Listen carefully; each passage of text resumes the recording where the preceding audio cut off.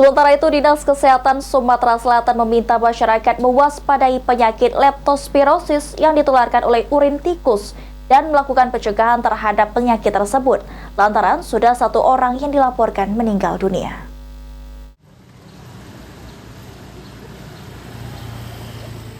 Dinas Kesehatan Provinsi Sumatera Selatan mengeluarkan surat edaran waspada kejadian luar biasa penyakit leptospirosis, lantaran 1 orang dilaporkan meninggal dunia. Penanggung jawab zoonosis Dinas Kesehatan Sumatera Selatan, Hotmar Parulian Pardede mengatakan, penyakit leptospirosis merupakan penyakit yang disebabkan oleh bakteri Leptospira yang ditularkan dari hewan ke manusia bersifat zoonosis. Penyakit ini dapat menyebabkan beberapa gejala baik ringan ataupun berat. Untuk gejala ringan biasanya demam, sakit kepala, lemas, dan betis pegal.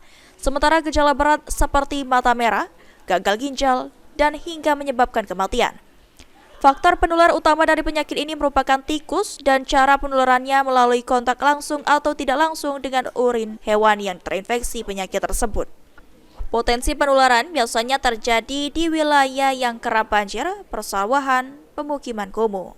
Disebabkan oleh bakteri Leptospira. Jadi penyakit bakteri Leptospira yang ditularkan dari hewan ke manusia. Jadi ini penyakit yang bersifat zoonosis ya.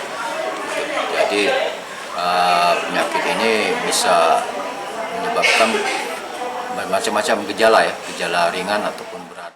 Ditambahkan Hotmar, untuk saat ini sudah ada 2 kasus yang terjadi di Kota Palembang yang menyebabkan 1 orang meninggal dunia pada bulan Januari lalu. Untuk itu masyarakat dihimbau untuk menerapkan perilaku hidup sehat. Selain itu, antisipasi dengan menyimpan makanan dan minuman dengan baik agar aman dari jangkauan tikus dan mengimbau masyarakat membersihkan dan memberantas tikus di sekitar rumah juga tempat umum sehingga mencegah penularan penyakit tersebut. Ilham Wahyudi, PAL TV.